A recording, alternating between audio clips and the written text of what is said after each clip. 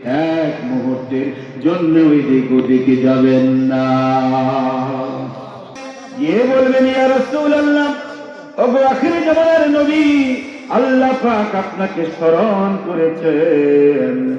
আল্লাহ পাক এখন হিসাব নিকাশ শুরু করে দিবেন, আপনি চলে আসুন। নবীজি মাথা তুলবে না, শুধু কান্নাকাটি করবেন।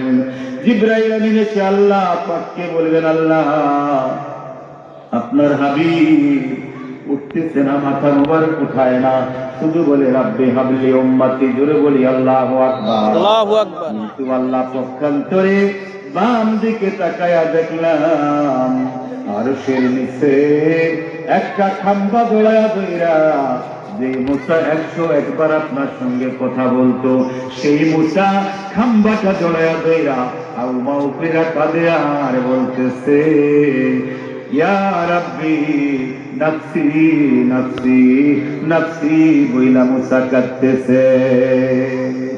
মুসা কাঁদে নফসি করে, মানে আল্লাহ আমার কি হবে, উম্মতের খবর নাই। হযরত ঈসা, নূহ, আদম থেকে শুরু করে সমস্ত নবীরা শুধু নিজেকে নিয়ে ব্যস্ত থাকবে। আমার আপনার নবী জিন্দা নবী, দয়াল নবী, নূরের নবী, মায়ার নবী, বিশ্বাস হয় কিনা বলেন? জোরে বলি আল্লাহু আকবার। সেই নবীজি উম্মতের জন্য কাঁদবে। আল্লাহ পাক বলবেন, যাও জিবরাইল আমার বন্ধুকে বলো আমি তার উম্মতকে ক্ষমা করে দিলাম। তাকে বলো মাথা উঠিয়ে এই সিংহাসন, এই বিচারের স্টেজে চলে আসতে। সুবহানাল্লাহ কোন। এবার জিবরাইল আমিন গিয়ে বলল, আমার নবীজি বলছেন, আল্লাহ বলছেন ক্ষমা করবেন, সংখ্যা তো বলেন না, আমার লক্ষ কোটি কোটি উম্মত আছে, আছে না নাই? নবীজি ছিল ওয়ামা আরসালনাকা ইল্লা রাহমাতাল লিল আলামিন। আমার আল্লাহ বলছেন, ওগো হাবিব, আমি আপনাকে সমগ্র বিশ্বের রহমত করে দুনিয়াতে পাঠিয়েছি। সুবহানাল্লাহ কইলেন না? ও বন্ধু, এত কোটি কোটি উম্মত আপনার, এবার নবীজি বলছে, আল্লাহ বলছে মাফ করবে, সংখ্যা তো বলে না। জিবরাইল আমিন আবার বলল, আল্লাহ আল্লাহ আপনার হাবিব সংখ্যা জানতে চায়, জোরে বলি আল্লাহু আকবার। বন্ধুর সাথে বন্ধুর কেমন মুআমেলা আপনাদের ভালো লাগে না খারাপ লাগে? কষ্ট হয় নাকি ভাইয়েরা? কষ্ট হলে মাইক ছেড়ে দিব, বলেন ঠিক না? ও বন্ধু, বন্ধু বন্ধুর মুআমেলা দেখেন কেমন সম্পর্ক। আমার আল্লাহ বললেন, জিবরাইল যাও আমার বন্ধুকে বলো, আমার বন্ধুর উম্মতদের মধ্যে আমি এই মুহূর্তে বিনা হিসাবে 70,000 উম্মতকে আমি মাফ কইরা দিলাম। সুবহানাল্লাহ কে বলে? আরে কেন আসতে বলেন? 70,000-এর মধ্যে আপনি, আমি, জুয়েল রানা, আমার মতিন ভাই, মোবাশের, আমরা থাকতে পারি না? আমরা সব সহ পারি কিনা বলেন? তাহলে আমরা যদি সুবহানাল্লাহ আলহামদুলিল্লাহ ধরে কই, আল্লাহ খুশি হইব না বেজার হইব? এর বলেন খুশি না বেজার? ও বন্ধুরা, আমি সংক্ষেপে বলি, সময় শেষ হয়ে যাচ্ছে। 70,000 উম্মত মাফ করে দিলাম। নবীজি বলছেন, আল্লাহ আপনি কি বললেন? আমার তো 1,24,000 সাহাবী। কয়জন? ধরে বলেন কয়জন? আরে ওয়াজ মনে রাখেন কয়জন?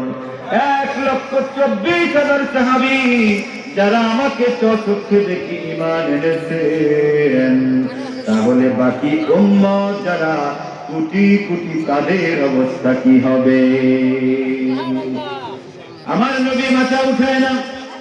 এবার আমার আল্লাহ বললেন, বন্ধু ও আমার হাবিব, আপনি চলে আসেন, আমি আরো সংবাদ দিলাম আপনাকে। আমি তো প্রথম বিনা হিসাবে 70,000 মাফ করলাম। কয়জন? 70,000। আর এই 70,000 যাদেরকে মাফ করলাম, এরা এক একজন প্রত্যেকে 70,000 উম্মত হাত ধরে ধরে জান্নাতে নিয়ে যাবে। নবীজির মর্যাদা আছে না নাই? আছে না নাই?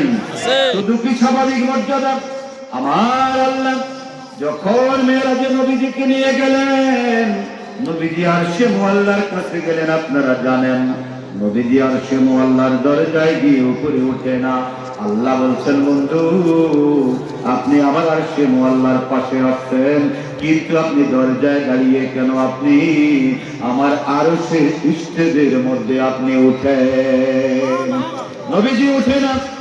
বন্ধুরা মনোযোগ দেন আমার। আল্লাহ বলছেন, বন্ধু আপনি যদি এই স্টেজে না উঠেন তাহলে আমি খোদার খোদাইত্ব পরিপূর্ণ হবে না, আর আপনি নবী আমার হাবিব, আপনার নবুয়তেরও সমাপ্তি পরিপূর্ণতা হবে না। অর্থটা কি বুঝেছেন? অর্থটা হচ্ছে তখনই আল্লাহ বলছেন, ওগো হাবিব আমি হচ্ছি রহমাতাল লিল আলামিন, রাব্বুল আলামিন। আল্লাহ বলছেন, আলহামদুলিল্লাহি রাব্বিল আলামিন। আর আমার নবী সম্পর্কে আল্লাহ বলছেন, ওগো হাবিব আমি তো রব্বুল আলামিন, সারা পৃথিবীর রব, মালিক, প্রতিপালক, আর আপনি হচ্ছেন আপনি হচ্ছে রাহমাতুল লিল আলামিন। আপনি সমগ্র সৃষ্টির, সমগ্র পৃথিবীর, সমগ্র সৃষ্টির জন্য রহমত। আপনি যদি আমার আরশে মুআল্লায় না আসেন তাহলে আমি তো সারা পৃথিবীর আপনাকে রহমত করে পাঠিয়েছি, পরিপূর্ণতা পাবে না। আপনার কদম আমার আরশের স্টেজের মধ্যে পড়তে হবে। নবীজি উঠলেন। বন্ধুরা কেমন নবীজি ছিলেন? নবীজিকে জিবরাইল আমিন জান্নাতে নিয়ে গেলেন। লাল গালিচা সংবর্ধনা দেওয়া হইল। জান্নাতের দরজায় জিবরাইল আমিন আগে দৌড়ে চলে গিয়েছে। গিয়া জান্নাতের দরজায় দাঁড়ায়া জিবরাইল আমিন বলতেছে, একজন সুঠাম দেহের যুবক সেখানে দাঁড়িয়ে আছে। ও জিবরাইল আমিন বলতেছে, এখনই আখিরে জামানার নবী আসবে, জান্নাতের দরজা খুলে দাও। আমার দিকে মনোযোগ দেন, বুঝতে পারছেন তো? জান্নাতের দরজা খুলে দাও। ওই জান্নাতের সামনে দাঁড়ানো সুঠাম দেহের যুবক, সে কোনো সাধারণ যুবক নয়, সে হচ্ছে জান্নাতের দারোয়ান, পাহারাদার। তার নাম হচ্ছে রিদওয়ান। ওই রিদওয়ান ফেরেশতা, সে একজন ফেরেশতা, সারাক্ষণ জান্নাতের দরজায় দাঁড়িয়ে থাকে। দারোয়ানের কাছে তো বাড়ির গেটে চাবি থাকে, ঠিক কিনা বলেন? এবার জিবরাইল আমিন বলছে, জান্নাতের দরজা খুলে দাও, আল্লাহর হাবিব এখনই জান্নাত পরিদর্শন করবেন। বলেন না সুবহানাল্লাহ। রিদওয়ান ফেরেশতা, জান্নাতের দারোয়ান বলে, এই বেহেশতের দরজার চাবি আমার কাছে নাই, আমি শুধু পাহারাদার, আমার দায়িত্ব হচ্ছে পাহারা দেওয়া। জিবরাইল আমিন বলল, তাহলে চাবি কার কাছে? ওই ফেরেশতা রিদওয়ান বলল, জান্নাতের মালিক যিনি, তার কাছে হচ্ছে জান্নাতের চাবি। সুবহানাল্লাহ। সুবহানাল্লাহ কে বলেন?